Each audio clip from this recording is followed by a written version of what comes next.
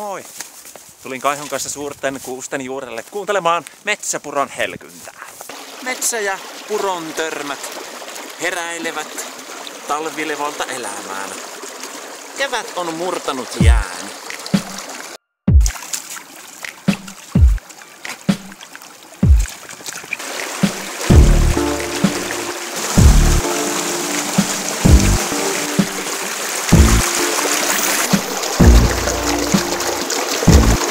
Minä en vielä tohdi huljutella varpaitani puron viileässä eli jäisessä uomossa. Kaihon tassut eivät näitä vähästä säikähtävät.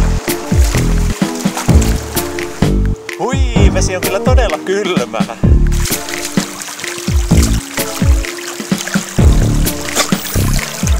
Häntäkin tietää, että on kevät. Kiitos, että katsoit tämän videon. Moikka!